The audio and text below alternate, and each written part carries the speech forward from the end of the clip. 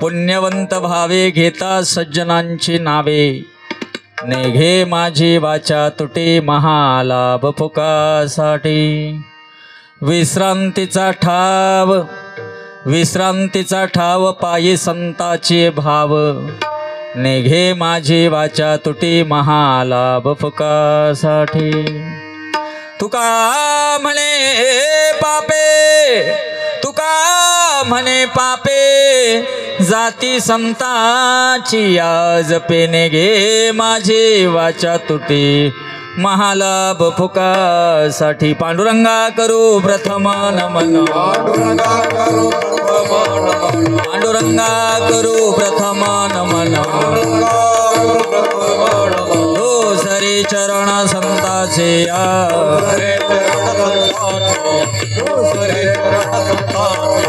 पंचकृपादाने कथेचा विस्तार। पंचकृपादाने कथेचा विस्तार। बाबाजी सद्गुरुदास तुका।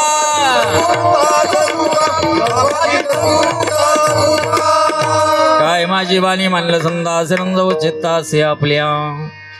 ओम नमो जी आद्या वेद प्रतिपाद्या जय जय स्वसवेद्यात्मरूपा। देवा तूच गणेशु सकला रतमती प्रकाशो म्हणे निवृत्तीदास अवधारी जो जे जयाचे केले या स्मरण। होय सकळ विद्यांचे अधिकरण तेच वंदू श्रीचरण श्री गुरूंचे ते नमस्कारोनी आता महायोग पीठे तटे भीमरथ्या। वरम पुंडरीकाय दातुन मुनींद्रे समागती दिशंदमानंद कंदम परब्रह्मलिंगम भजे पांडुरंगम। अलंकापुरी रम्य सिंहासनस्थं पदांभोज तेजस्फुरदिक प्रदेशं। विधीन्द्रादिदैवे सदा स्तूयमानं समाधिस्थमूर्ति भजे ज्ञानदेवं। ज्ञानेशो भगवान् विष्णु निवृत्तिर्भगवान् हरा। सोपान भगवान ब्रह्मा मुक्ताख्या ब्रह्मचित्कला सदा सत्स्वरूपं चिदानन्दकन्दं। जगदसंभवस्थान संहार हेतु सौवेक्तेचया मानुषं दर्शयन्तं। नमामेश्वरं सद्गुरुं साईनाथं। जय जय जय साईनाथ पतित पावन कृपावंता। तुझ्या पदी ठेवितो माथा आता अभय असू दे। काय माझी वाणी मानिल संतास। काय माझी वाणी मानिल संतास। काय माझी वाणी मानिल संतास। काय माझी वाणी मानिल संतास। रंग उचिता फुलिया रंग उचिता से फुलिया। काय माझी वाणी मानिल संतासे। काय माझी वाणी मानिल संतास।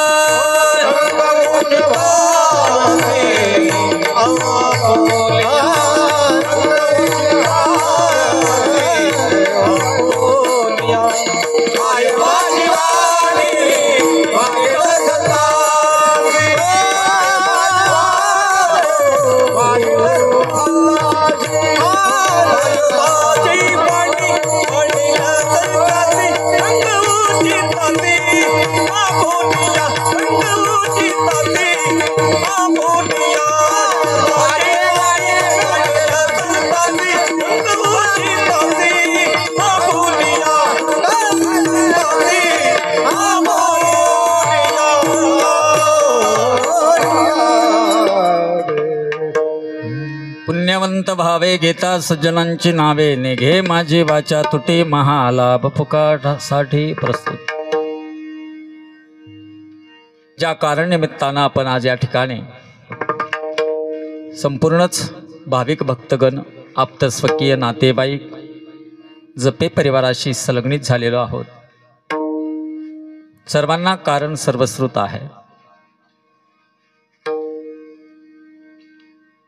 मागच्या वर्षी डिसेंबर महिन्यामध्ये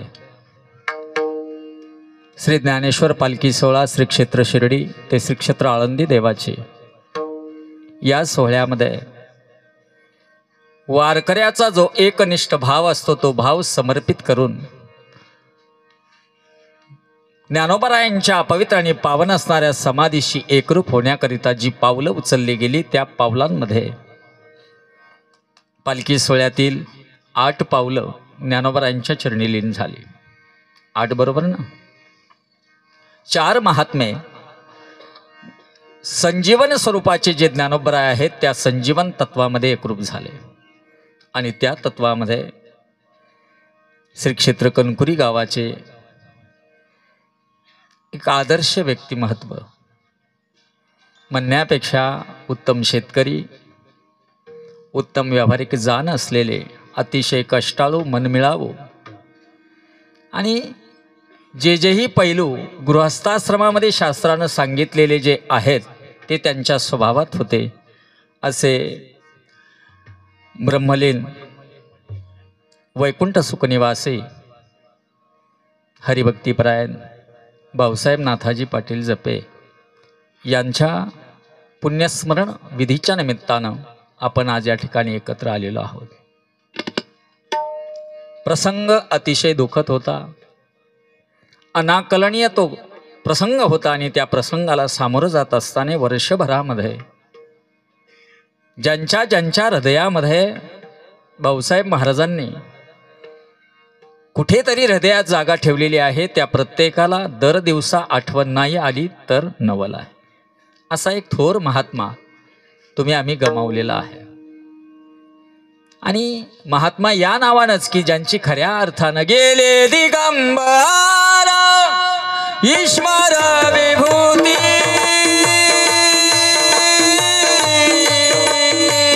राहिल्या त्या कीर्ती जगा माझे हो राहिल्या त्या कीर्ती जगा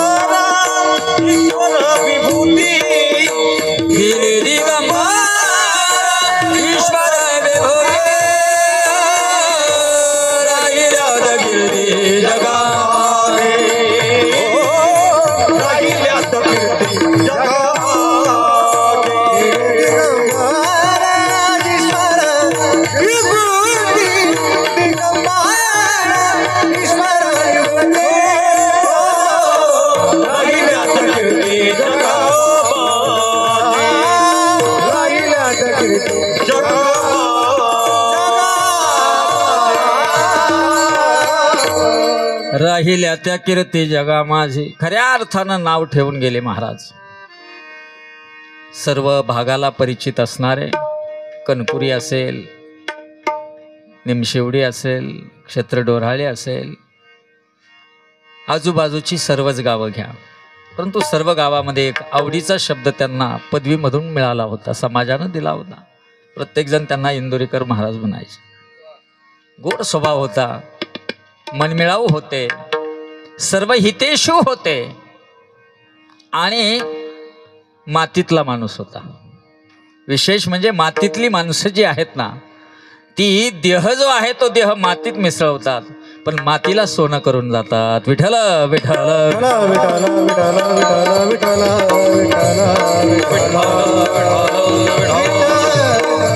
असं मातीला सोनं करून गेलेला हा महात्मा 21 तारखेलाच तसा श्राद्धविधी झाला. परंतु वारीचा महात्मा ज्ञानोबरायांच्या चरणापर्यंत गेला आणि समाधी सोहळा आज आहे. ज्या समाधी सोहळ्याकरिता अट्टहास केला आपल्या आयुष्यामध्ये त्यांनी, तो सोहळा आज आहे. आणि मग गोकुळ भाऊ असेल, सागर भाऊ असेल, चर्चा झाली आमची. ते म्हणाले 21ला करावं का समाधी सोहळ्याला करावं. मी म्हटलं 21ला जर केलं तर समाधीच्या अगोदर होतं, आणि समाधी सोहळ्याला केलं तर महाराज संजीवन समाधीमध्ये एकरूप होतील. आणि म्हणून आजचा हा पर्वकाळ शोधलेला आहे, बाकी काही नाही. कारण श्री ज्ञानेश्वर पालखी सोहळा असेल, साई नवनाथ पायी दिंडी सोहळा असेल, या दोनही सोहळ्यांमध्ये एक विशेषत्वाची अशी सेवा त्यांची दिंडीमध्ये राहिलेली आहे. ज्ञानेश्वर पालखी सोहळ्यामध्ये जवळजवळ 2-3 वर्ष, आणि साई नवनाथ पायी दिंडी सोहळ्यामध्ये जवळजवळ 4 वर्ष, असा एक 7 वर्ष अखंड पायीचा प्रवास त्यांना घडला. आणि व्यावहारिक दृष्टीनं माणूस सबल असतो नसतो, व्यवहारानं माणूस मोठा होतो, कर्तृत्वानं तो सिद्ध होतो, त्या गोष्टी व्यावहारिक जीवनामध्ये सहज मोजल्या जातात. बरोबर ना पंत महाराज? सहज मोजल्या जातात. हो हो, कष्टानं उभं केलं, प्रपंच फुलवला, सर्व केलं, स्थावर झालं, आनंदाचे दिवस आले आणि मग ते गेले. परंतु जेव्हा ती जी व्यक्ती आहे ना, ती व्यक्ती अध्यात्मामध्ये, धार्मिकतेमध्ये जोडली जातात ना, अशी महात्मे जी आहेत ना, तीच महान होत असतात. आणि ते संपूर्ण रूप जे आहे, ते रूप भाऊसाहेब महाराजांनी आपल्या जीवनामध्ये तंतोतंत अंमलात आणलेलं आहे.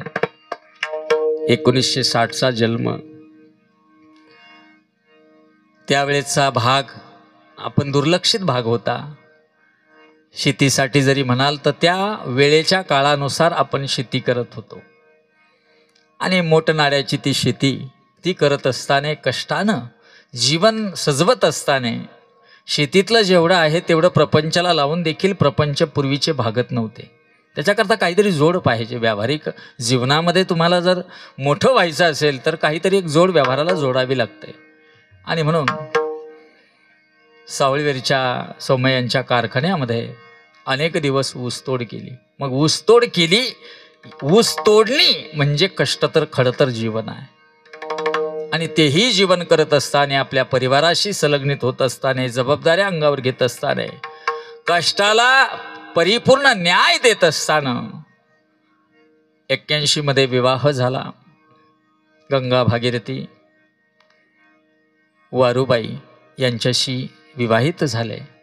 तदनंतर देखील मंदाबाई तदनंतर देखील कष्टानं पाठ सोडली नाही. बघा, कष्ट मागं आहेच, खडतर प्रवास आहे, आणि जीवनाला सफलता यावी याकरिता जीवन जे आहे ना, ते जगत असताना ती सफलता कुठेतरी माणसाच्या मनासारख्या गोष्टी घडल्याशिवाय ती होत नाही. 12 वर्ष प्रतीक्षा करावी लागली अपत्यासाठी. 12 वर्षानं ही 2 अपत्ये झाली, गोकुळ आणि सागर. परंतु मी कष्ट सोसले, मी अडाणी राहिलो, 4थीपर्यंत फक्त बुकाचं शिक्षण घेतलं, परंतु माझ्या लेकरांना मी परिपूर्ण या समाज व्यवस्थेमध्ये या विज्ञानवादाशी आणील असा ठाम विश्वास महाराजांनी घेतला हो. आणि तो विश्वास घेत घेत आपली मुलं उत्तम पद्धतीनं शिकवली. मग गोकुळला BCom पर्यंत असेल, सागर वकील झाला, LLB झाला. हे जीवन जे सजवत आहे त्या सजवण्यामध्ये एक विशेष कष्ट जे आहे, कष्ट महाराजांची होती. शेतीमधलं उत्तम ज्ञान, शेती कशी करावी याबद्दल कल्पकता. कारण शेतकरी म्हणावं तर त्याला कल्पकता असेल त्याला शेतकरी म्हणतात.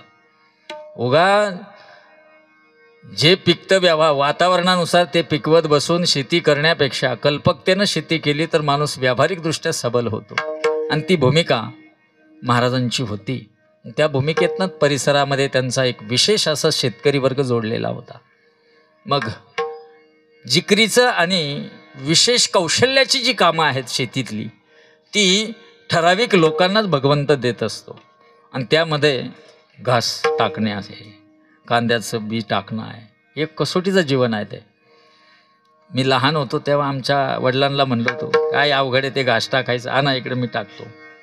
ते म्हणाले, अरे माझा ऐक, नाही मी टाकतो, तुम्ही बघा आपला घास. जेव्हा आधुलीभर घास 3 वाफ्यात संपला तेव्हा कळालं एऱ्या गव्हाचे काम नाही. बरोबर आहे का नाही? शेतीमधलं ते कौशल्य जे आहे ना, ते कौशल्य खूप कमी लोकांना मिळतं. आता ती जुनी जी जशी घास टाकणारी, कांद्याचं रोप टाकणारी मंडळी आता शेतकरी कमी झाले.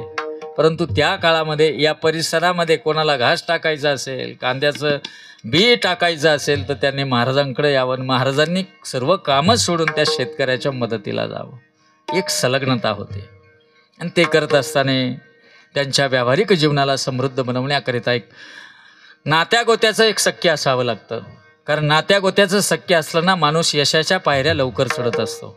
म्हणून नातीगोती व्यावहारिक जीवनामधली स्वतःची महत्त्वाची असतात. आणि त्यामध्येच आमचे वाबळे पाहुणे, त्यांचे मेहुणे अतिशय जिगरीनं या दोघांची अशी सलगी होती व्यावहारिक जीवनामध्ये.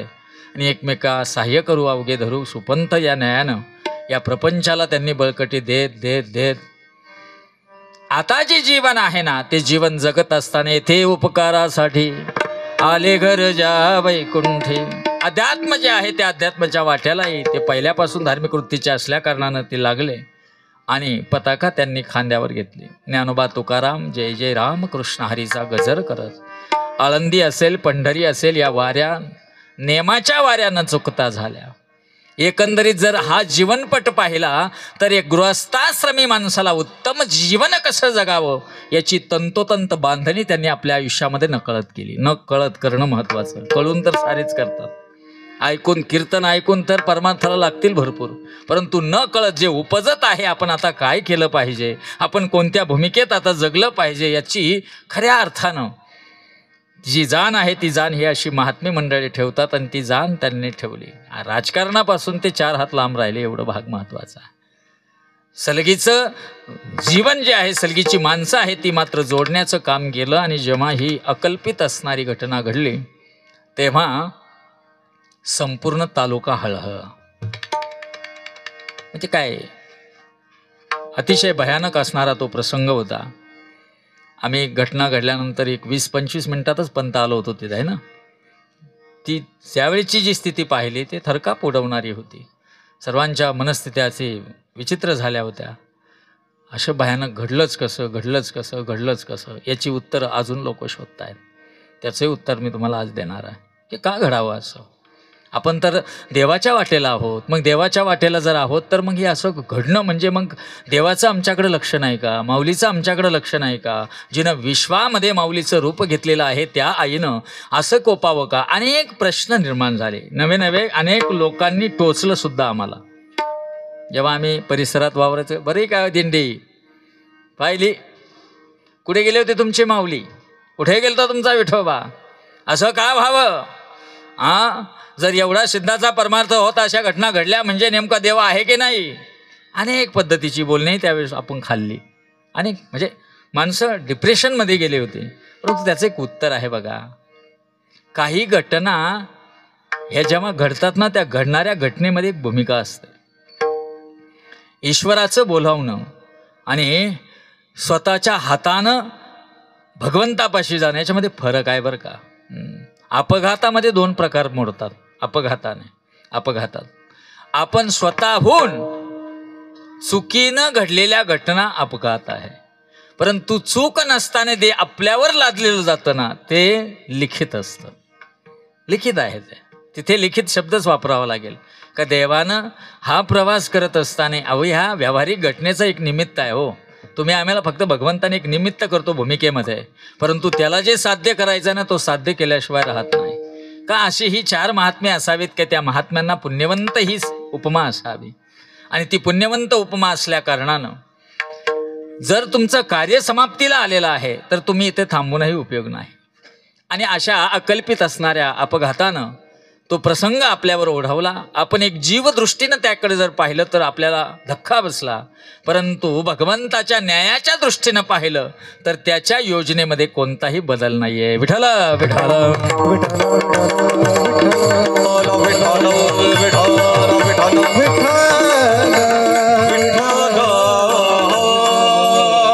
मुळात अध्यात्माचं जे बाळकडू आहे ना, ते संस्कारानं आपल्याला मिळत असतं. जे प्रारब्धा संचितात जे आहे ना ते वेगळं, परंतु जे बाळकडू जे आहे ना ते संस्कारानं मिळत असतं. आणि ते संस्कारानं बाळकडू मातोश्रीकडून मिळालं. 101 वर्ष वय आईचं आज. त्या माऊलीनं या लेकराला समृद्ध बनवत असताना कुठे तुझभर देखील कमतरता ठेवली नाही. म्हणून कष्टानं गरिबीतनं एक यशाची शिखरं गाठणं, तसं व्यावहारिक जीवनामध्ये सोपं नाही आहे. त्याकरता गुंतून राहावं लागतं. परंतु गुंतून राहत असताना ज्या ठिकाणी गुंतलो ते कधी सोडायचं हा निर्णय ज्याचा झालेला असतो ना तोच महात्मा होतो. विठ्ठल विठ्ठल विठ्ठल विठ्ठल विठ्ठल विठ्ठल. आणि अशा महात्म्याबद्दल कितीही जरी बोलत राहिलं काय वानो आता न पुरी ही वाणी मस्तक चरणी ठेवीत असे, एवढाच एक न्याय त्या ठिकाणी आपण देऊ शकतो. आणि त्या भूमिकेतनं अनेक अभंगाच्या भाऊगर्दीमध्ये ज्या संतांनी आपल्या अनुभव रचित केलेल्या ज्या व्याख्या आहेत त्या व्याख्यामधून मला एक साजेसा हा अभंग वाटला की अशा महात्म्यांची जरी नावं घेतली ना तर आम्ही पुण्यवान बनू शकू. कारण जे मुळात पुण्यवंत आहे, पुण्यानं युक्त आहेत ना, अशांची नावं आपल्या मुखामध्ये कायम असावीत. त्या नावाची एक उपमा भाऊसाहेब महाराजांना दिली तर काय नवल नाही. हो, पुण्यवंत भावे घेता सज्जनांची नावे. आणि अशांचं नाव जर घेत असताना कोणतंही मोल न देता एवढा मोठा लाभ जर आपल्याला मिळत असेल तर आपण तो का सोडावा.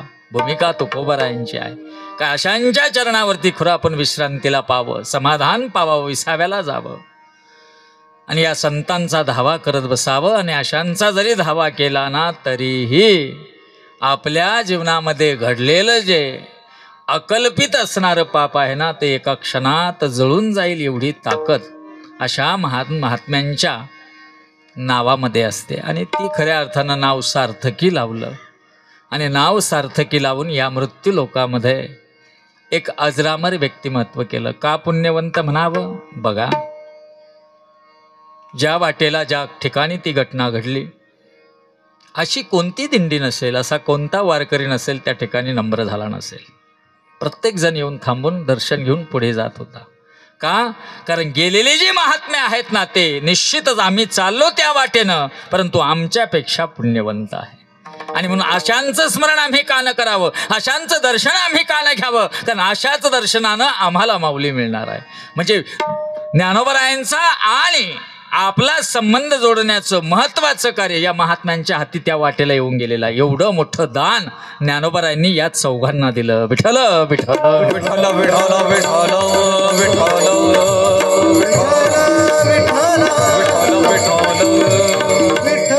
आणि म्हणून आज समाधी सोहळ्याचं महापर्व आपण शोधून या ठिकाणी एक भावचिंतनिका महाराजांच्या चरणावर अर्पण करीत आहोत.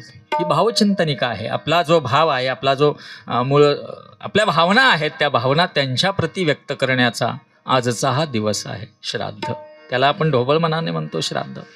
वास्तविक श्राद्ध हा एक विधी आहे. आणि तुम्हाला एक सांगू का, जो हरीच्या नामात आहे ना त्याला श्राद्ध नाही आहे बरं का, अजिबात नाही आहे. हे आपल्या कल्पनेनं आपण करतो.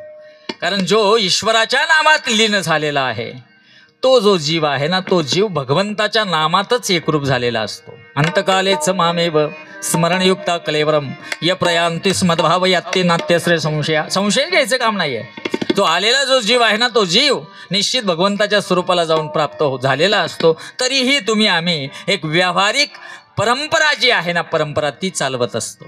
बरोबर आहे का नाही? चालवी व्यवहार सत्य म्हणून जे चालला व्यवहार तो चालवत राहायचा, तो चालू राहिलो म्हणून त्या विधी आपण त्या ठिकाणी मांडतो. परंतु अशा महात्म्यांचं फक्त पुण्यस्मरणच होईल, अशा माणसांचं पुण्यतिथीच घडेल, अशा ज्या महात्म्यांची पूर्णतिथीच होईल का त्या तिथीला ते पूर्ण झाले. पूर्ण होणं महत्त्वाचं आहे, पुण्य नाही, पूर्ण होणं महत्त्वाचं आहे. आम्हाला पूर्ण व्हायचं आहे म्हणून आपण मृत्यू लोकात आहोत. परंतु आपण आपलं पूर्णत्व खर्च कुठं करतो हा भाग वेगळा आहे. आपलं पूर्णत्व आपण खर्च कुठं करणार आहे? आपल्या व्यावहारिक जीवनामध्ये कांदे बटाटे लसूण मिरचीन कोथंबीर रट्टा चालू आहे आपला. व्यावहारिक जीवन आपण पूर्ण त्यामध्ये करतो परंतु त्याला पूर्णतेची खूण म्हणत नाही. पूर्ण म्हणजे भगवंताचा जो अवकाश आहे त्या अवकाशामध्ये सावकाश जाणं या नाम पूर्णत्व आहे. आणि असं पूर्णत्व ही पूर्णतिथी आहे आणि त्या पूर्णतिथीचा आज जोर आहे.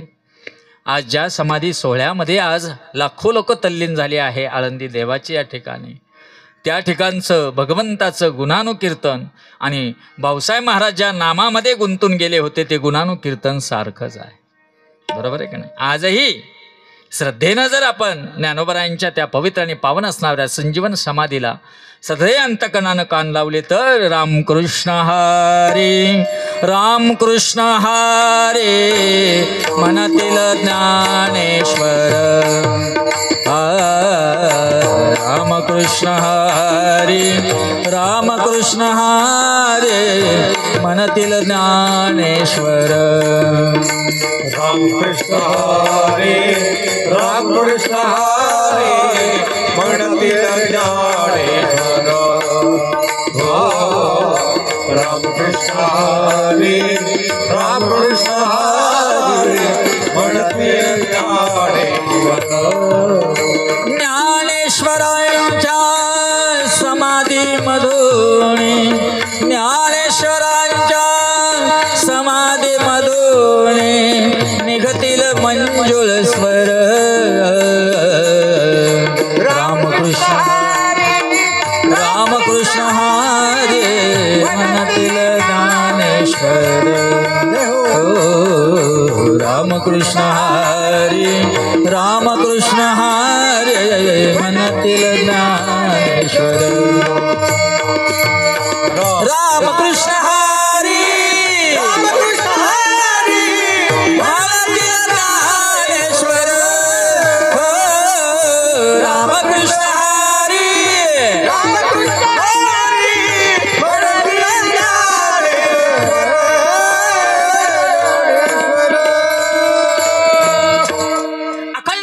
चालू आहे आजही त्या समाधीमधून आणि त्या नामाच्या तत्वामध्ये एकरूप होणं म्हणजे पूर्ण होणं आहे आणि असं पूर्णत्व भाऊसाहेब महाराजांनी मिळवलं. आणि तुम्हा आम्हाला एक मात्र आपण प्रत्येकानं असं मनामध्ये ठरवून घ्या की मरायचंच आहे प्रत्येकाला, कोण इथे जगायला आला, बरोबर आहे का नाही. परंतु त्या मरत असताना हे भगवंता, हे परमेश्वरा, हे पांडुरंगा, हे अनाथा, हे जगन्नाथा, एक आमच्यावर कृपा कर. जे आम्हाला येणार आहे त्याच्या आधी आम्हाला नामस्मरण घडू दे. मरणा आधी सावध भावे मरणाधे ओ मरणा आधी सावध भावे कीर्ती करून उरावे कीर्ती करून उरावे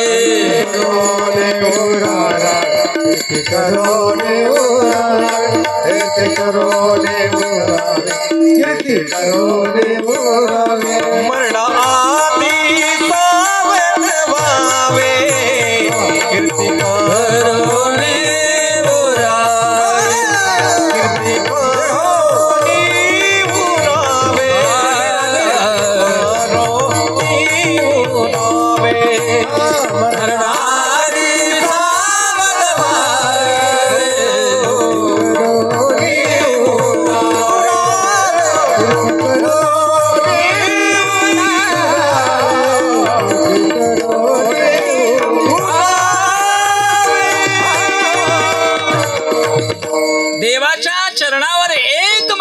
आठवण ठेवूया. मरणा आधी सावध भावे कीर्ती करोनी उरावे. अशी जी कीर्त आहे ना, ती कीर्त कमवायची आहे. उत्तमची उरे कीर्ती मागे उत्तमची उरे कीर्ती मागे उत्तमची उरे कीर्ती मागे उत्तमची उरे कीर्ती मागे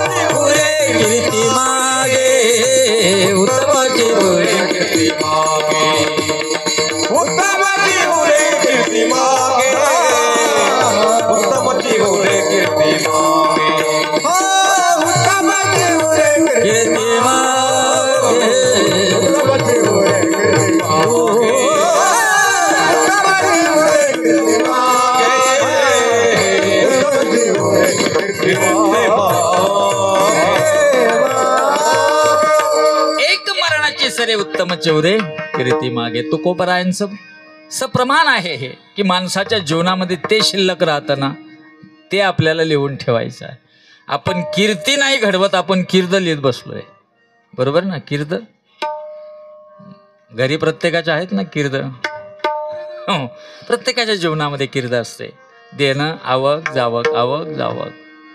ती कीर्त घडवण्यामध्ये त्या कीर्तामध्ये आपण आपली सर्व कारकीर्द घालवून टाकली.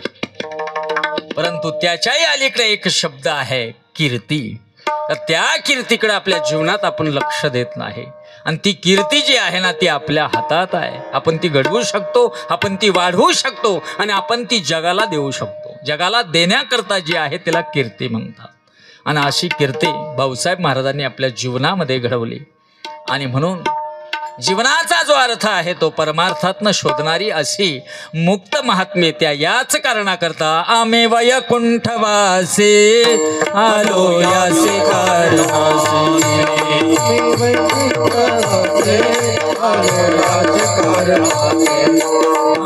बोलिले जे रुसे सास भावे वरताया.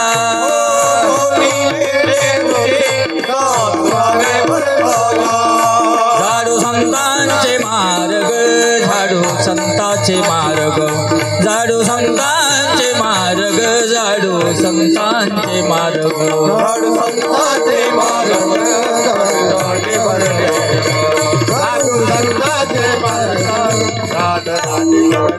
हो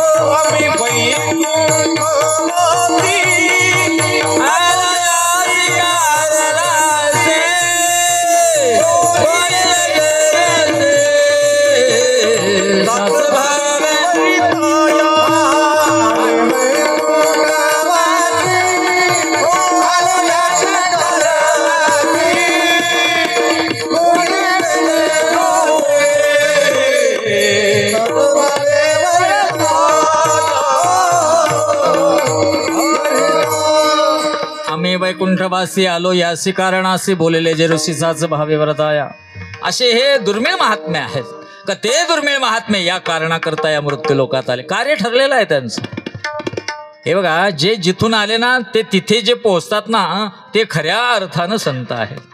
आपण आलोय मात्र त्याच्यापासून, परंतु रस्ता मात्र आपण चुकून गेलो म्हणून आपण जीव झालो. परंतु जीवाचं संतपण जर घडवायचं असेल तर निश्चित आपल्याला त्या सचोटीनं त्या कसोटीनं जीवनाचा विचार करावा लागेल की मला साधवायचं काय आहे. आणि हे जे साधवतात ते खऱ्या अर्थानं पूर्ण महात्मे. आणि म्हणून त्यांची आज पुण्यतिथी आणि त्या निमित्तानं या अभंगाचा प्रबंध आपण शोधूया. विठ्ठल विठ्ठल पुंडलिक वरदा हरी विठ्ठल श्री ज्ञानदेव पंढरीनाथ भगवान माऊली ज्ञानेश्वर. जीवन कशाला म्हणतात जीवन याचा विचार केला तर जीवनामध्ये एक गोष्ट प्रामुख्यानं आपल्याकडनं सातत्यानं घडते. आणि जी सातत्यानं घडते ना त्या गोष्टीचा आपण कायम कायम कायम कायम नित्य व्यवहारामध्ये वावर करतो. ती गोष्ट आहे जेवण. जीवनाला समर्पक काय आहे? जगायचं असेल तर जेवण आहे. साईबाबा साईचरित्रात म्हणतात, पोटी नाही अन्नाचा ओलावा, कवन्या ठाई देव घेऊसावा. जीवन जगण्याकरिता जेवण महत्वाचं आहे आणि जेवण मिळवण्याकरिता वनवन महत्वाची आहे. कळलं का नाही माझ्या जीवनात? म्हणजे बोलण्यातला अर्थ समजून घ्या. जीवन, जेवण आणि वनवन, ती वनवन जी आहे ना ती वनवन आपण या व्यावहारिक जीवनामध्ये निर्माण केलेली आहे. या पोटा कारणे गा पांगीला झालो जना. पांगळा होऊन बसलो आपण या पोटासाठी. परंतु हे जे पोट आहे ना हे पोट आपण धरून बसल्यामुळे एवढा मोठा घोटाळा आहे. परंतु पोट आहे ना, पोट मोकळं सोडलं ना तर खऱ्या अर्थानं आपल्याला जीवनामध्ये काय साधायचं आहे त्याचा अर्थ समजेल. आणि तो अर्थ संतांनी आपल्या जीवनामध्ये आपल्याला दिलेला आहे. म्हणून जीवन जन्माला आल्यापासून तर मरण या प्रसंगापर्यंत, मरण या क्षणापर्यंत रस्त्यानं जेवढा वावर आहे ना त्या वावराला आयुष्य म्हणतात. आयुष्य म्हणजे नेमकं काय आहे? जन्माला आलो आणि मरेपर्यंत जेवढं आपल्याला जगायला मिळालं ना ते आयुष्य. आणि त्या आयुष्याला खऱ्या अर्थानं एका वेगळ्या भूमिकेनं थाटण्याची जबाबदारी तुमच्या आमच्यावर आहे. हां, आयुष्यामध्ये अजून एक पट आहे, त्याच भूमिकेत येतो मी आता. माणसाला मरण जे आहे ना, मरण, आज फक्त मरणाचाच विचार करा. कारण जगण्याचा जो अट्टाहास आहे ना, तो कोणाला सांगावा शिकावा लागत नाही. ज्ञानोबरायांचं एक प्रमाण आहे माहिती का, ज्ञानोबरायांचं एक आयुष्य अवतार कार्यातला एक मतितार्थ मी काढलेला आहे. ज्ञानोबरायांचं एक सप्रमाण जगाला आहे. प्रपंच जो आहे ना, तो प्रपंच शरीराने करा आणि परमार्थ जो आहे ना, तो मनानं करा. हे ज्ञानोबर आहे. आपलं जीवन आपण सजवत असताना प्रपंच जो आहे ना, तो आपण शरीरानं करतो. परमार्थ जो आहे ना, तो आपण मनाने केला पाहिजे, परंतु करत नाही. कारण प्रपंच करत असताना आपण देहाने जे करायचं ना, देहानं परमार्थ करतोय आणि प्रपंच मनानं करू राहिलो. घोटाळा इथं झाला. त्यामुळे आपल्या डोक्यात सारखा प्रपंच आहे. म्हणता मी माझे नि घरे, हे तो संपत्तीचे वारे, साचो कार्य जाईल. हवे माझं माझं माझं माझं माझं यानं अनेक आलेली जे आहेत ना, अनेक लोकांच्या मेंदूचा गोविंदा केलेला आहे या मी माझे. परंतु याच्याही पलीकडे जे जीवन आपल्याला दिलेलं आहे ना, सोडता आलं पाहिजे. जीवनामध्ये जगत असताना आपल्याला सोडता आलं पाहिजे. धरून बसायचंच नाही. कोणत्याही प्रसंगी, कोणत्याही क्षणी, कोणत्याही भूमिकेशी आपण धरून जर बसला तर थांबला म्हणून समजा. आणि जो थांबला तो कोण म्हणतं? Little master. क्रिकेट क्षेत्रामध्ये एक विशेष ज्याचं नाव आहे, त्याची ती कविता आहे. जीवन म्हणजे क्रिकेट राजा, झोपला तो संपला. झोपले म्हणजे थांबले, म्हणजे संपले. आम्हाला थांबायचं नाही, आम्हाला पुढे कधी जायचंय. आमचा एक लक्षापर्यंत आम्हाला कायम प्रवास करायचा आहे. म्हणून लक्षाचा प्रवास लक्षणीय होण्याकरिता लक्षणीय प्रवासाची लक्षणं आपल्यात पाहिजे. विठ्ठल विठ्ठल विठ्ठल विठ्ठल विठ्ठल. आणि हे आपलं जीवन आहे. आणि त्या जीवनामध्ये जीवनाचा शेवट जो आहे ना, तो दोन अर्थाने आपल्याला प्रत्येकाला करता येतो. दोन अर्थाने मरता येतो. मला सुद्धा, तुम्हाला सुद्धा, आणि सर्वांनाच. नियम सर्वांना सारखेच आहे. बरोबर आहे का नाही? श्रीमंतातला श्रीमंत सुद्धा आहे ना, तो आडवा जाणार आहे आणि आपण सुद्धा आडवेच जाणार आहे. आडवंच व्हावं लागेल शेवटी. काय आहे जीवनात. परंतु ह्या जीवनामध्ये दोन पद्धतीनं आडवं होणं आहे. देवाच्या इच्छेनं मरणं आणि देहाच्या इच्छेनं मरणं.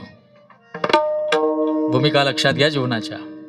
देवाच्या इच्छेनं जे मरण आहे ना, ते मरण कीर्तिवंत आहे. आणि देहाच्या इच्छेनं जे मरण आहे ना, ते मरण परत परत जन्माला घालणार आहे. नीट लक्षात घ्या. मला जीवनातनं मुक्त व्हायचं आहे तर मी देवाच्या इच्छेनं मेलो पाहिजे. मी माझ्या इच्छेनं मरायचं नाही. मग माझ्या इच्छेनं मरण जे आहे ना, ते आपण आपल्या हातानं मरू राहिलो ना. आज देवाच्या इच्छेनं मरण कुठं राहिलं हो? नीट विचार करा. सांप्रत विश्वामध्ये माणसानं मरावं ही तर ठरलेलंच आहे. परंतु या मरणामध्ये माणसानं देवाच्या इच्छेनं जर मरण पत्करायचं असेल तर 80 क्रॉस करावे. किती? वयाचे 80 पलटलेच पाहिजे आपल्या जीवनामध्ये. आणि ते 80 पलटत असताना आपला आणि देवाचा धागा कुठेतरी बांधला गेला पाहिजे. पण त्याच्यात जर आपलं देहाचं काही बरं वाईट होत असेल तर मग मात्र ते मरण देवाचं नसतं, ते मरण देहाचं असतं. म्हणजे आयुष्य शिल्लक आहे, जगायला अजून भरपूर आपल्याला अवधी आहे, परंतु हे साथ देत नाही. मग याचं साथ न देणं आणि त्याद्वारे येणारं जे मरण आहे ना, ते देवाकडे घेऊनच जात नाही आपल्याला. म्हणून देहाचे जे मरण आहेत ना, त्या मरणाचा खरा अर्थानं अर्थ शोधा. कारण आपल्याला जगायचं आहे आणि ते जेवढा देवानं बॉन्ड करून दिला ना, तेवढं जगावं. देवाचा बॉन्ड किती आहे? ईश्वराचा 100 वर्षाची गणना, त्यामध्ये दुःख यातना. बघा, 100 वर्षाची ही गणना आहे. 100 वर्षाचं भगवंताने बॉन्ड दिलेला आहे तुम्हा आम्हा प्रत्येकाच्या हातात. अल्प आयुष्य मानव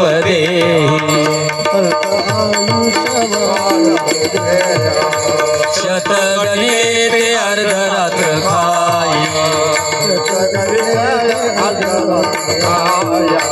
मध्ये बालत्व पीडा रोग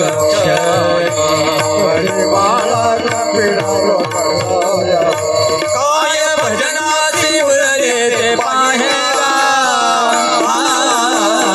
राम राम राम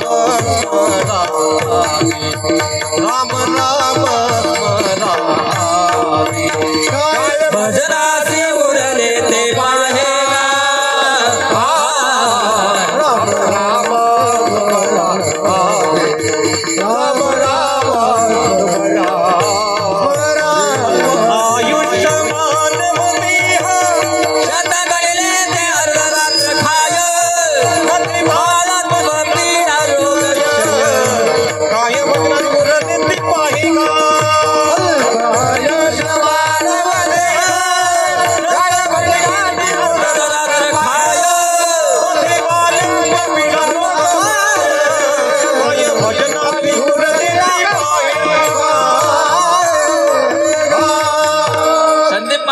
गोड प्रमाण दिलं. हे प्रमाण ज्यानं ज्याच्या जीवनामध्ये आणलं ना त्याचं जीवन सफल झालं. माणसं आहे ना गाड्यांना मोठ्या मोठ्या साधनांना नावं देत असतात. काहीतरी नावं देतो ना आपण, संत कृपा, रामकृष्ण हरी, फलाना जे जे आपल्या मनाला वाटेल ते. त्यानं मी तर असं म्हणतो, हा जो अभंग आहे ना हा 4 चरणाचा, हे 4 ओळी त्या अशा लाईनशर अशा बांधून ठेवाव्या जीवनामध्ये. अल्पायुष्य मानव देही. किती वर्ष? अल्प, पण तरी किती? शतगणिले अर्धरात्र खाई. 100 वर्षाचं अर्धी रात्र झोपात आहे. आणि पुढचं जे वाक्य आहे ना तिथं मी जे सांगतोय ना अगोदरची भूमिका त्याचं उत्तर आहे. मध्ये बालत्व, पीडा, रोग, कळलं? त्या करारामध्ये आपल्याला बाधक या 3 गोष्टी आहे. बालत्व, बालपण तर ठरलेलंच आहे, ते 15-20 वर्ष आपले गेली म्हणून समजा. परंतु पीडा, रोग, क्षय इथेच आपण गैरहजर आहोत. पीडा, रोग, क्षय. काहीतरी पीडा लावून घेतली, काहीतरी रोग झाला आणि आपला क्षय झाला. मग देवाच्या हातानं झाला का आपल्या हातानं झाला? नीट विचार करा. आज श्रीहरी कीर्तना करता आपण आलेले सर्वच सुज्ञ श्रोते आहात. तुम्हा सर्वांना मी एक अंतर्मनापासून विचारतो की खरंच सांगा, पीडा आपल्या हातानं लागल्या का देवानं आपल्या जीवनात आणल्या? काय उत्तर शोधायला तयार नाही आपण. मग पीडा लागण्याचं कारण, माणसाला पीडा केव्हा लागते त्याचं कारण पण तुम्हाला एक सरळ भाषेत सांगतो. जेव्हा तुमची आमची मानसिक स्थिती ढासळते ना तेव्हा पीडा लागण्याचं प्रमुख कारण. याचा अर्थ आपण मेंटली फिट नाही. जगतोय आपण आज पण मेंटली डिस्टर्ब झालेलो आहोत. मनामध्ये तरंग, अनेक विचार आणि त्या विचाराच्या गोंधळामध्ये तुमचं आमचं जीवन चाललं. त्यामुळे चलबिचल आपल्या जीवनामध्ये झाले. बघा, पीडा, ही पीडा, मानसिक पीडा आपल्याला सर्वात घातक आहे. बाकीच्या त्या ज्या पिढ्या आहेत, पुढच्या ज्या पिढ्या आहेत ना त्या आपल्या हातानं आपल्यावर घेतलेल्या आहे. मूळतः हे एक इंजन आहे. हे शरीर म्हणजे इंजन आहे, बरोबर आहे ना? या इंजनाचा एक तुम्हाला हेतू सांगतो बघा. इंजनच हे देवानं बनवलेलं. 3.5 हाताचा हा देह आहे, ईश्वरानं बनवलेला आहे. आणि इतका तंतोतंत, इतका सुंदर बनवलेला आहे, कुठेच काही कमी ठेवलेलं नाही. हा देह, हे जे इंजन आहे त्या इंजनाला सर्वात महत्वाचं काय आहे? इंजनाला विज्ञानामध्ये येऊ आपण. सर्वात महत्वाचं इंजनाला काय आहे? इंधन. इंजनाला काय महत्वाचं आहे? इंधन. दुसरी गोष्ट मेंटेनन्स. मेंटेनन्स महत्वाचा ना इंजनाचा, मेंटेनन्स महत्वाचा, इंधन महत्वाचं. आणि ह्या 2 गोष्टी जर जुळल्या ना का तुमचं, मी खात्रीनं सांगतो, तुमचं इंजन 100 पर्यंत सहज जाईल. परंतु इथे आपण कमी पडलो बरं का. पहिली गोष्ट आम्ही इंधन बघा. जुन्या काळात राजदूत गाड्या होत्या, आता ते कालबाह्य होत आल्या, बरोबर दादा? कालबाह्य झाल्या त्या गाड्या चालवायचं सूत्र फक्त शेतकरी वर्गानंच चालून दाखवायच्या त्या गाड्या, बाकीचेच काम नव्हतं ते. बघा, तो इतका चतुर होता, त्यानं आहे ना सलाईनच्या नळ्या आणल्या, त्याचं एक इंजेक्शन बनवलं होतं आणि पेट्रोलची एवढी बुदली पण ठेवली होती, बरोबर आहे का? जेव्हा त्याला ती चालू करायची स्टार्टला, त्यानं काय करायचं, इकडून पेट्रोलचं घ्यायचं आणि त्याच्यात सोडायचं आणि गाडी चालू करून घ्यायची. चालू करून घेतली का अलगद कॉक फिरवायचं आणि कशावर घालायची ती गाडी? राखेलवर. इंजन चालू झालं. इंजनाचं काय नाही, इंजन तो म्हणतो जळणारं जे इंधन आहे ना ते मी जाळतो. त्यानं घेतलं आणि जाळायला सुरुवात केली, परंतु त्याचा फटका कुठं बसला? सायलेन्सर मध्ये पाहायचा त्याचा फटका. बक्का बक्का बक्का बक्का दूर फेकतं ते, बरोबर का? राखेलवरल्या गाड्या. मग ते दूर फेकलं का तुम्ही समजून घ्यायचं ही आत्ता पळू राहिली, परंतु ही जास्त दिवस पळणार नाही. दृष्टांत संपला. तीच भूमिका आपली आहे. इंधन युक्ताहार विहार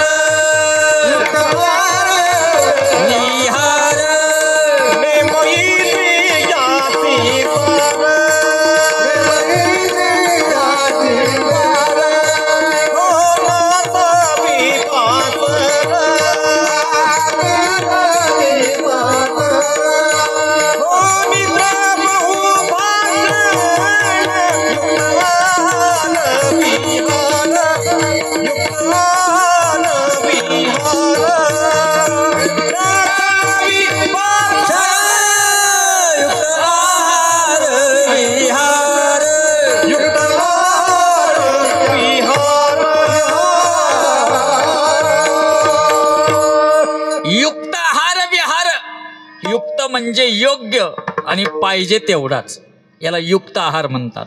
योग्य आहार जर या इंजिनला दिला, योग्य आणि पुरेसा दिला, फक्त पुरेसा म्हटलं म्हणजे का अतिरेकाचा नाही, प्रकृतीचा एक गुणधर्म आहे. असं देवानं बनवलं ना आपलं शरीर, असं वाटतं खरोखर देवापुढं 10 लोटांगण जास्त घालावं. इतके सिग्नल दिले ना आपल्या शरीराला. तुमचं जेवण झालं की नाही याची खून जी आहे ना, ते हे इंजिन देतं. पहिला ढेकर आला ना, तिथेच लॉक व्हायचं आहे आपल्याला. थांबा, दुसऱ्या ढेकराचं जेवढं माप आहे ना, पहिल्या ढेकराचं आणि दुसऱ्या ढेकराचं माप तेवढं आपल्याला पाणी घ्यायचं आहे आता, आणि तिसऱ्या ढेकराला गपचीप उठायचं आहे. याचे ढेकर होते किती? 10 ढेकर झाले, लोटीतच राहिला. परिणाम, इंजनाला जो इंधन पाहिजे ना, ते इंधन असं इतकं अतिरेकी इंधन झालं, ते इंजन चालायला तकलीफ द्यायला लागलं. खाण्यामुळे जास्त आजार आहे. सावध व्हा. काय खावं याची अक्कल तुकोबरायांनी त्यावेळेस आम्हाला शिकवलेली आहे. योग्य आहार घ्या. या शरीराला जेवढं झिजवता येईल तेवढं झिजवा, पण याचा घाम पण निघाला पाहिजे, कॅलरीज जळाल्या पाहिजे. हे सर्व केलं तर फिटनेस राहशाल तुम्ही. मृदू भाषण बोला. काय महत्वाचा उपमा आहे जीवनामध्ये? मृदू भाषण. आपल्या जीवनामध्ये भाषण असावं, पण मृदू असावं. आणि जर या भूमिकेत आपण जीवन जगलो तर निश्चित आपल्याला जेवढा करार केला ना तेवढं आयुष्य मिळेल. विठ्ठल विठ्ठल विठ्ठल विठ्ठल.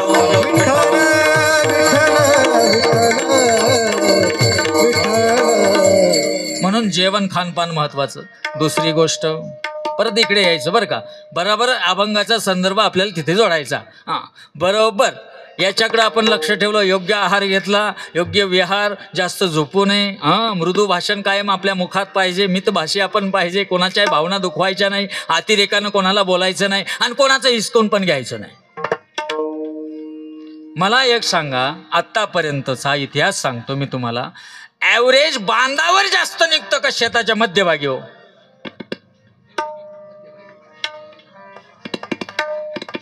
पिकाचं ॲव्हरेज बांधाला जास्त निघतं का मध्यभागी? आणि यांना कुठं देऊ राहिले? काय करावं? किती मोठा घोटाळा आहे हो. विनोदानं सांगतो, मी सांगत राहतो, परत एकदा सांगतो. मी ना संगमनेर भागामध्ये गेलो होतो कार्यक्रमाला. असा अनुभव मला विचित्र आला ना, न विसरण्यासारखा आहे. गावाचं नाव सांगत नाही, नाही तर तुम्ही लगेच व्हेरीफाय करशाल. त्या भागात गेलो. त्या परिवाराचा माझा संबंध खूप घनिष्ठ होता. त्यामुळे काय झालं, ते म्हणे महाराज तुम्हालाच यावं लागेल. मला येईल, काय काळजी करू नका. आणि तो मुलगा नित्य माझ्याशी संपर्कात राहिल्यामुळे तो म्हणाला, दादा जोपर्यंत शिवती नाही महाराज तोपर्यंत प्रवचन मोडू नका म्हणे.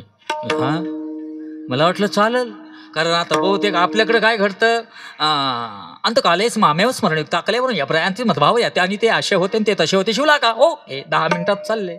असं होतं. म्हणलं चालेल. हो, काय सांगावं. 8:30 वाजता प्रवचन झालं, 9:30 झाले, 9:45 झाले. मी कोरडा पडलो. आणि तो म्हणायचा चाल द्या अजून. शेवटी मी त्याला इकडे बोलवलं, प्रवचन थोडं थांबवलं. त्याला म्हणलं का रे शिवेना म्हणे, पण तुम्ही बंद नाही करायचं. म्हणलं हा चालू आहे. म्हणलं त्याला म्हणलं इकडे तुला एक आयडिया सांगतो. म्हणजे काय? म्हणलं दादा गेले ना, मला दादा चांगले माहिती. हां, मग तुम्ही तर कायम येत होते. म्हणलं दादाचं आहे ना जीव आहे ना पावड्यात जास्त होता. पावडं, कारण त्या दादाच्या लग्नात त्यांना हुंड्यात पावडं येलं होतं, टाटाचं पावडं, कळतं ना? ते फार मस्त दांडीचं असं. अख्खं आयुष्यभर तो दादा मला बांधालाच दिसला त्या पावड्यानं. ते पावडं झिजून असं गोल झालं बारीक, एवढा त्याचा दांडा. त्याला म्हणलं तू पावडं नेऊन ठेव तिथं. तो म्हणे बरोबर आहे. दादा गेले दादा कुठं? बांधावरच. दादा, साऱ्यांना वाटलं दादा बांधावर आहेत, दादाचं काम चालू आहे दुसऱ्याचं कोरायचं. पण दादाला त्या बांधाच्या भेगदाळीमधून नाग निघाला. नागानं जर सर्पदंश केला. इकड्याला वाटलं दादा बांधावरच आहे.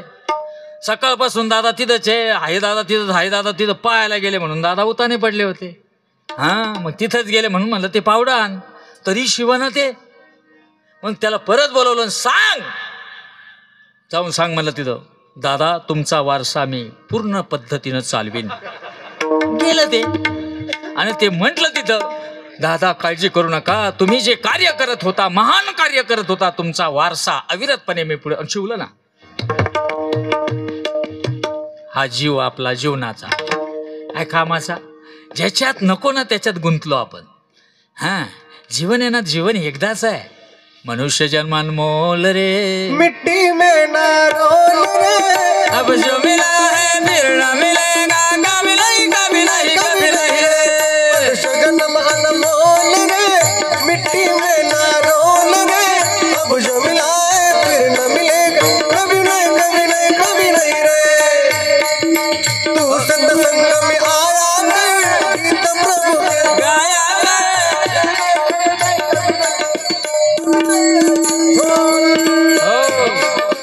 मनुष्य जन्मान मोल रे, मिट्टी में ना रोल रे, अब जो मिला है फिर न मिलेगा, कभी नहीं कभी नहीं कभी नहीं रे.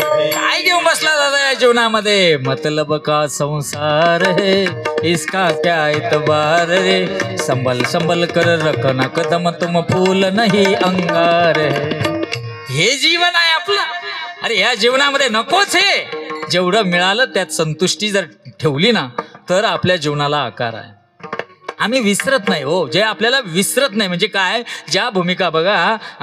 आता दिंडीला होतो आपण, कालच आलो आणि माझ्या मोबाईलमधून फोटो काढायचं पोरं काम करायचे, आमचा धर्म होता. आणि जेव्हा मोबाईलची मेमरी जी आहे ना ती फुल झाली, धर्म म्हणे महाराज ते फोटो घे ना हो. म्हणलं काय झालं, ते म्हणतंय का मेमरी फुल झाली. आणि खाली पण सांगतं, खाली पण ते अक्कल पण शिकवतो बरं का यंत्र, तुम्हाला नको असलेले काढून टाका फोटो, नको असलेले काढून टाका म्हणजे डिलीट करून टाका, म्हणजे मी स्पेस तुम्हाला भेटेल. तसं आपल्या जीवनात केलं तर नको असलेलं सर्व डिलीट करा आत्ता, का ज्याच्यामुळे आपल्याला त्रास झाला ते पूर्ण डिलीट करा, स्पेस रिकामा होणार नाही का. पण नको असलेलं तेच अंगावर घेऊन बसलोय आपण. जीवनाचं मातेर झालं आपल्या नको असलेलं, का त्यानं लग्नाला बोलवलं नाही, मी मरण पण त्याच्या दारात हे. आणि तुझ्या मरणानं त्या लग्नानं न गेल्यानं काय फरक पडणार आहे का त्याच्या जीवनात, काही कळत नाही. आपण ज्या नको त्या गोष्टी धरून बसलो, घातकी पण आपल्या जीवनात आला. काही नाही हो, हे शरीर जे आहे ना हे टिकवायचं, आणि ते टिकवायण्याकरता सर्व गोष्टींना विचार करायचा. त्याला योग्य आहार द्या, योग्य इंधन जर त्याला दिलं तर ते टिकण्याच्या परिस्थितीमध्ये येईल. आणि दुसरी एक भूमिका लक्षात घ्या, त्या शरीराला मेंटली मानसिकदृष्ट्या सबल जर बनवायचं असेल तर मानसिकदृष्ट्या तुम्हाला हे उपकरण सबल बनवू शकत नाही.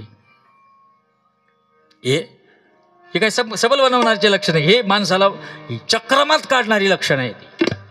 हे नाही, हे चक्रम करेल, याच्या जेवढं गुंतला ना तेवढा फसला. तुम्हाला मेंटली मानसिक स्थितीमध्ये जर तुम्हाला सबल बनायचं असेल, बलवान बनायचं असेल तर तुम्हाला संतांकडे यावं लागेल. इकडे मात्र त्या भूमिकेमध्ये विचार करा. आणि त्याच भूमिकेतनं आपण हा आजचा विचार करणार होता. संतांच्या भूमिकेमध्ये मानसिक स्थितीवरचं औषध म्हणजे संत आहे. तुम्ही मानसिकतेमध्ये कसे राहाल, कसे जगाल, कसे वागाल याचं उत्तर संत आहे. आणि ते संत तुमच्या आमच्या जीवनाला आकार देताना सांगतात की बाबा रे, तुमचं आमचं जे मन आहे ना तीच सर्वात मोठी संपदा. असं जे मन आहे ना त्या मनाला समृद्ध बनवण्याकरिता तुला गरजेचं आहे, जो अविनाशी आहे असं त्याचा तू संकल्प मनाशी धर. मग अविनाशी या जगात काय आहे, सर्व नाशिवंत आहे. जे नाशिवंत आहे ते माईक आहे, जे माईक आहे त्याचं कधी ना कधी एंड होणार आहे, संपणार आहे. शरीर सुद्धा माईक आहे. जेवढे तुम्ही लहानपणी गोड दिसत होता ते आता दिसता का. शरीर हे बदलत चाललं, जे बदलत चालतं ना ते माईक आहे, परंतु न बदलणारं आहे आतमधलं चैतन्य. आणि ते जे चैतन्य आहे ते ज्याच्या अंकित आहे तो भगवंत. आणि भगवंत आणि चैतन्य यांची मिठी घालून देतात ते संत. आणि जे संत आपल्या जीवनात जर असले तर मी खात्रीनं सांगतो, करूच नका कशाची खंत. हे सूत्र आहे जीवनातलं. काय घेऊन बसले जीवनाला, संतांच्या आधारानं चला, संतांच्या विचारानं चला. आणि ते संत आपल्याला सांगतात जीवनात सार काय आहे आणि असार काय आहे. ज्ञानोबा सांगतात त्रिगुण असार, निर्गुण सार. सार असाराचा फैसला ज्ञानोबरांनी केला. मग व्यावहारिक जीवनामध्ये काय असार आहे आणि काय सार आहे. फलकट फलकट तो संसार, फलकट फलकट तो संसार.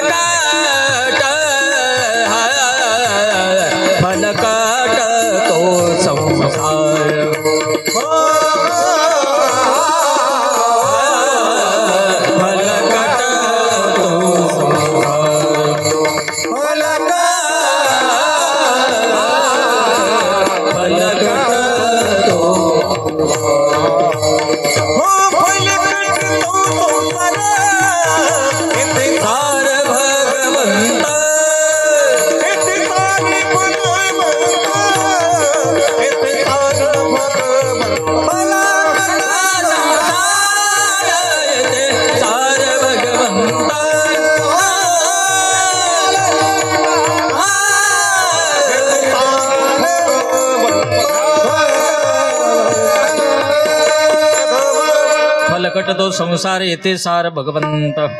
सार जे आहे ना ते आणि सार जे आहे ते भूमिकेमध्ये ठरवा. संसार हा फलकट आहे म्हणजे सार आहे, त्याचं काय घेऊन बसले. सार जो आहे तो भगवंत आहे आणि तो भगवंत आपलासा करायचा म्हणजे काय करायचं.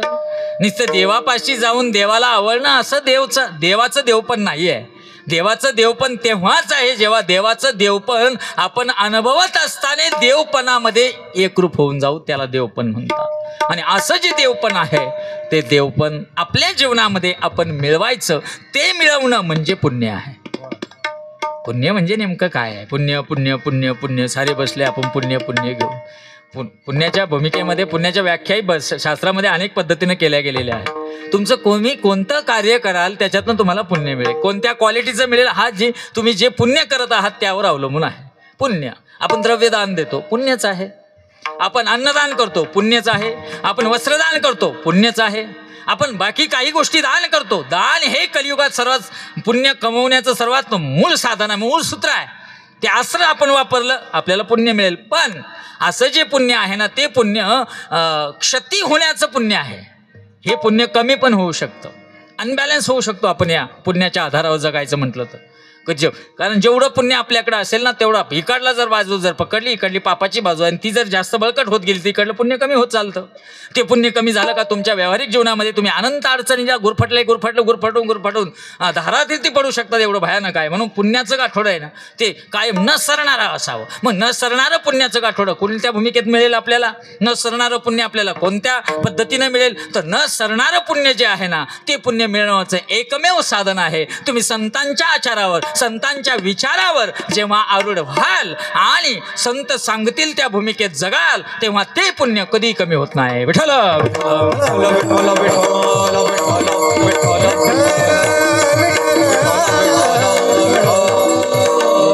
असं जे पुण्य आहे ते पुण्य कमावत राहणं असं केल्यानं काय होईल. तुमचा ग्राफ जो आहे ना तो उंचावला जाईल आणि उंचावल्या गेल्यानंतर तुम्ही कोण बनाल.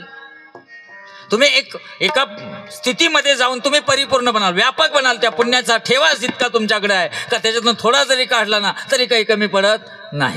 धनवान जी लोक आहेत, श्रीमंत लोक आहेत, जगात भरपूर आहेत, परंतु त्या श्रीमंत लोकांमधून हांडाभर जरी धन काढलं तर कमी होणार आहे का. नाही. कारण येणारा जो पुरवठा आहे ना तो त्याच व्याप्ती जास्तीच्या प्रमाणात असल्यानं खालून इकडून कितीही कमी झालं तरी काहीच नाही. वरून जर आवक होत असेल तर फाळके मोकळे सुटलेच पाहिजे, नाहीतर धरण फुटायचा धोका आहे. नाही कळलं का. बघा ओव्हरफ्लोचं पाणी व्हायलाच पाहिजे. आम्हाला ओव्हरफ्लोच येत नाही. आमचे कायम भिंती ना भिंती अशा वाढवून नुसता तुंबारा लावून ठेवला.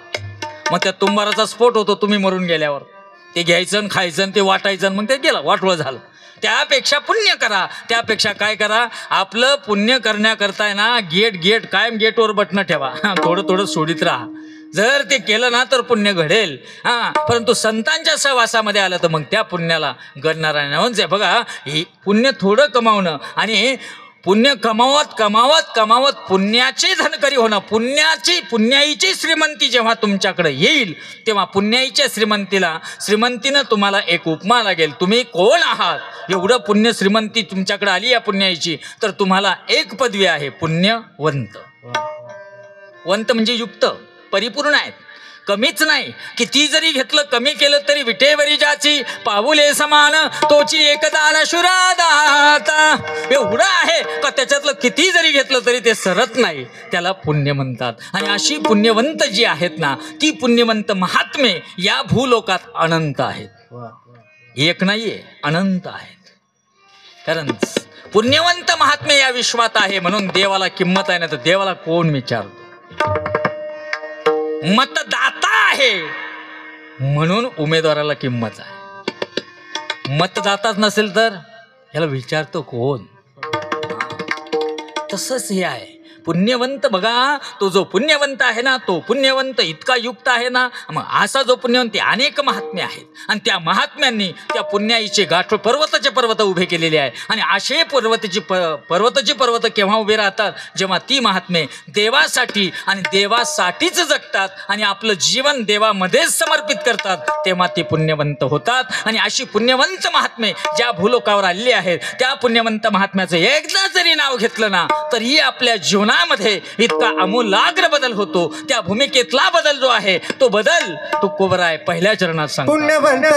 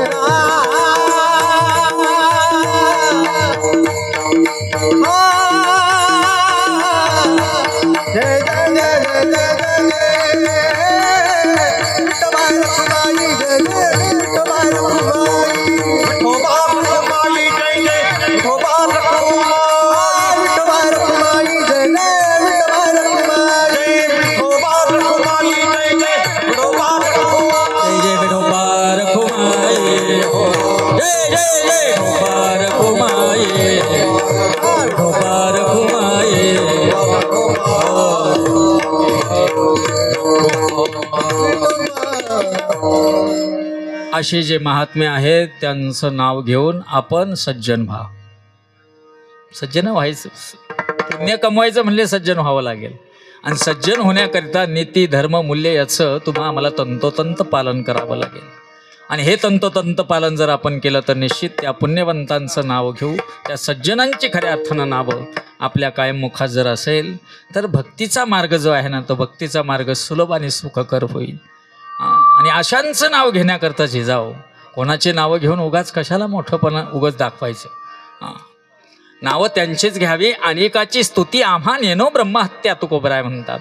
मी कोणाची स्तुती केली तर ब्रह्महत्येचं पातक लागेल. पात्र आहेत, लायक आहे, मी त्यांचं गुणानुकीर्तन वर्णन करेल तर माझं पुण्य वाढीला लागेल. हां, मग असे जे आहेत ना हे पुण्यवान महात्मे आहेत की जे देवाच्या वाटेला निघाले आणि देवामध्ये एकरूप झाले. हां, नदी सागराला मिळाली, वेगळी नाही राहिली. अगदी तसे हे भाऊसाहेब महाराज आज होऊन गेले आणि खरोखर ते सज्जन खऱ्या अर्थानं पुण्यवंत होते. म्हणून की काय त्यांच्या जीवनामध्ये तो वाटा आला. प्रत्येकजण असं म्हणतो मला देवाच्या नामस्मरणामध्ये जायचं आहे. प्रत्येकजण म्हणतो मी भाग्यशाली असेल, परंतु पुण्य कमी पडतं ना तिथं. पण आम्ही ना 2017 काशीला गेलो होतो. मी जवळजवळ 1700-1800 लोक 700-800 लोक नेली होती इथून ना नफा न तोटावर. आणि त्याच्यामध्ये ना नेवाशा तालुक्यातले आहेत ना काही भाविक भक्त होते आणि त्यांच्याबरोबर एक 94 वर्षाची म्हातारी होती काशीला. मी त्यांना म्हणलं अहो भाऊ कशाला? महाराज जागेवर तिकडे गेली तर आनंद आहे, म्हणजे तिकडेच गेली पाहिजे अशा भूमिकेतनं त्यांनी माझ्याबरोबर दिली. आणि ते मला सकाळी संध्याकाळ फोन करायचे, बरं आहे का? म्हणलं कोणच? माझं नाही म्हातारीचं. म्हणलं बरी आहे. त्यांना असं वाटायचं म्हातारी बिघडून जावं आणि म्हातारी मरावा. अहो ती म्हातारी मेलीच नाही, ती परत आम्ही आणल्यानंतर 4थ्या दिवशी गेली. पुण्य कमी पडलं ना हो.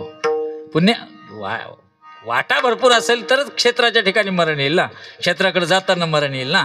हां, वाटा भरभक्कम असेल ना तर मग एक ती वाट जी आहे ना ती वाट सुलभ होते.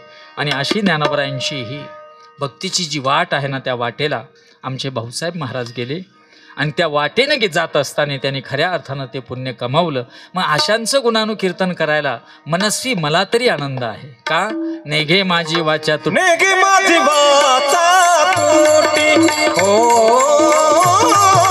नेघे माझी वाचा तुटी, हो नेघे माझी वाचा तुटी, हो नेघे माझी वाचा तुटी, नेघे माझी वाचा तुटी, मला बघुनासाठी, नेघे माझी वाचा तुटी, मला बघुनासाठी, हो नेघे माझी वाचा तुटी, हो नेघे माझी वाचा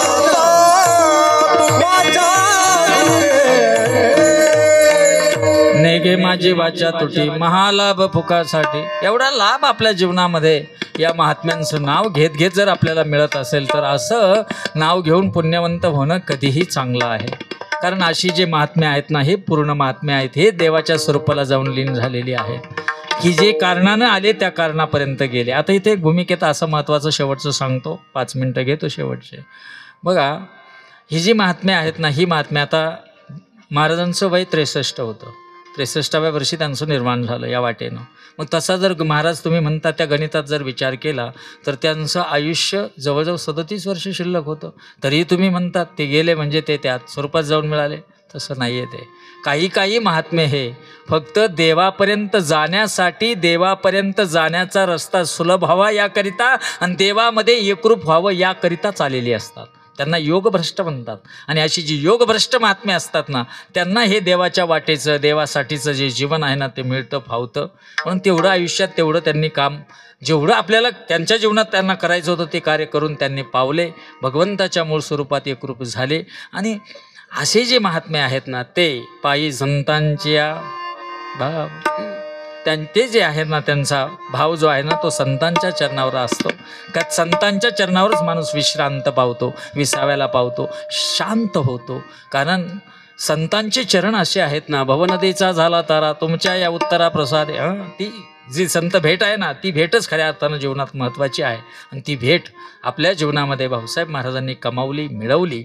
आणि खऱ्या अर्थानं असे महात्मे जे आहेत ना त्या महात्म्यांच्या नावानं काय होऊ शकतं, काय होऊ शकतं अंतरात्म्यापासून, बरं का, काय होऊ शकतं तर बघा तुम्ही चंदनाच्या सहवासातच चंदन होऊ शकता.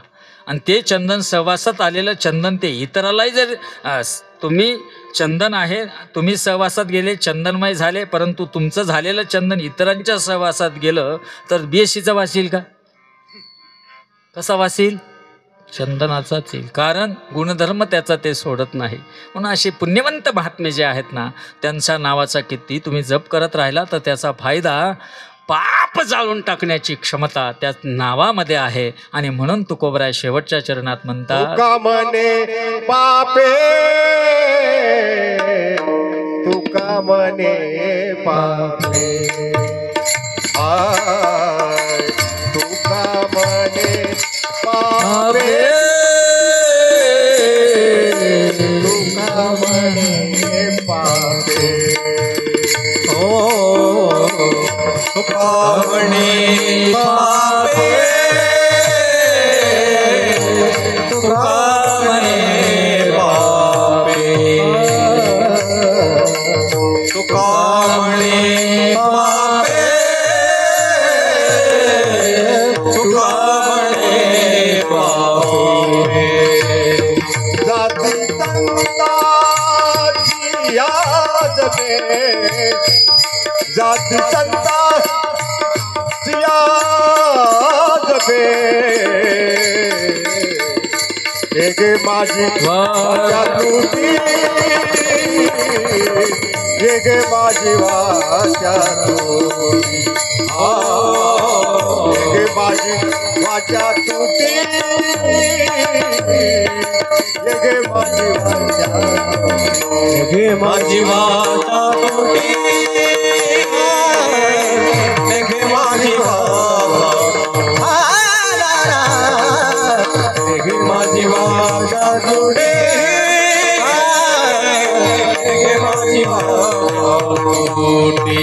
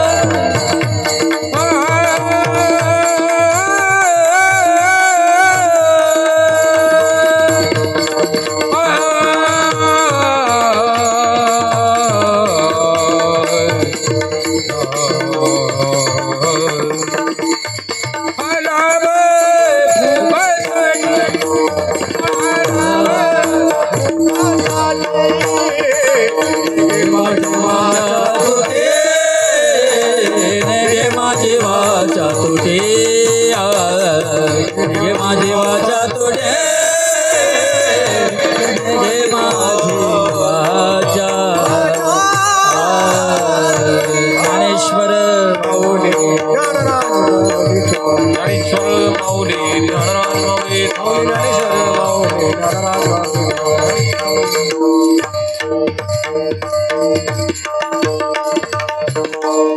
ब्रह्मलीन वैकुंठवासी भाऊसाहेब नाथाजी पाटील जपे यांच्या आज पूर्णतिथीच्या निमित्तानं माऊली समाधी संजीवन सोहळ्याच्या एक औचित्य साधून या महापर्वणीवरच आपण आज भाऊसाहेब महाराजांना ज्ञानोबांच्या चरणी लीन होताना पाहिलेलं आहे.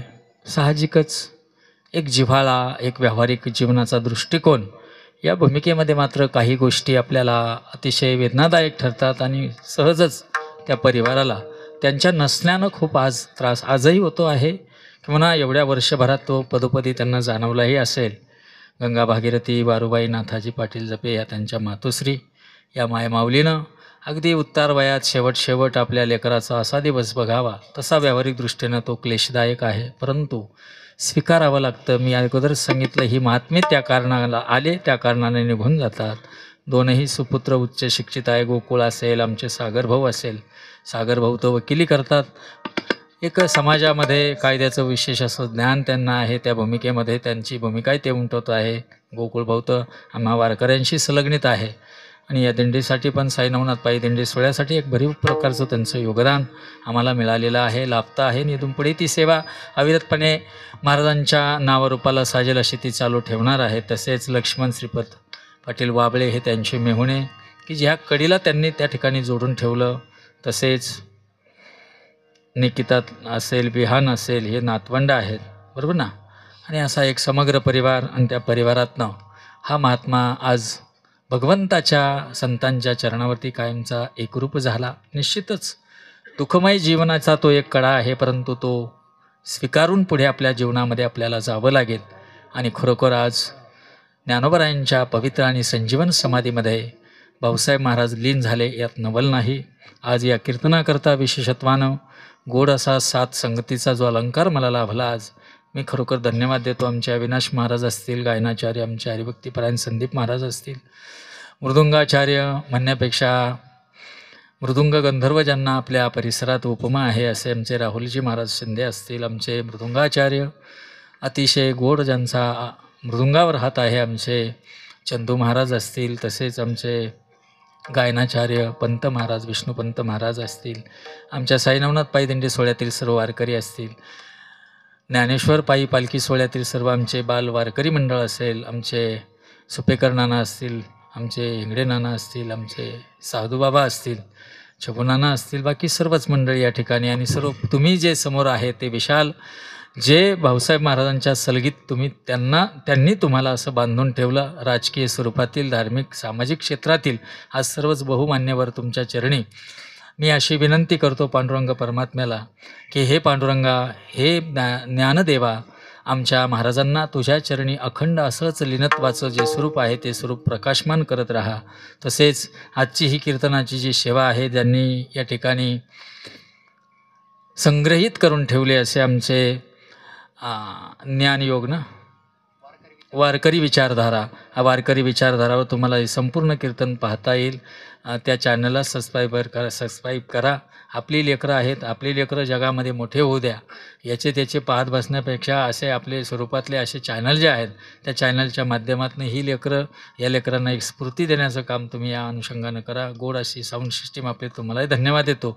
आलेले सर्वच दोन्ही दिंडी सोहळ्यातील आमचे सर्व निष्ठावंत वारकरी, आपण सर्व प्रेमाची, वडीलधारी आणि जिव्हाळ्याची, नात्याची, धार्मिक क्षेत्रातली सर्वांच्याच चरणी मी या ठिकाणी तुकोबरायांचा हा गोड असणारा अभंग पुण्यवंत भावे घेता सज्जनांची नावे, जेवढा मला त्या कलेनं भाऊसाहेब महाराजांच्या जीवनाशी संलग्नित त्याचा विचार करता येईल अभंगाचा, तो केला करवली तैसी केली कटकट, आता जे आहे ते गोड संत मानून घ्यावं, देवाच्या चरणी मी ती लीन करतो. आणि आपला विठ्ठल जय जय विठ्ठल.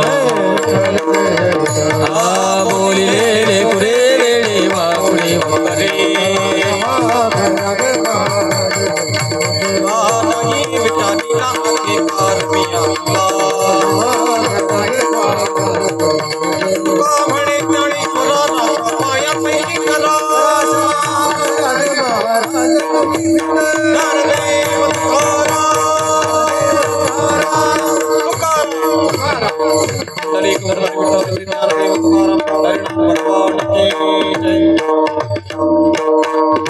भजनी मंडळाने जागेवर खाली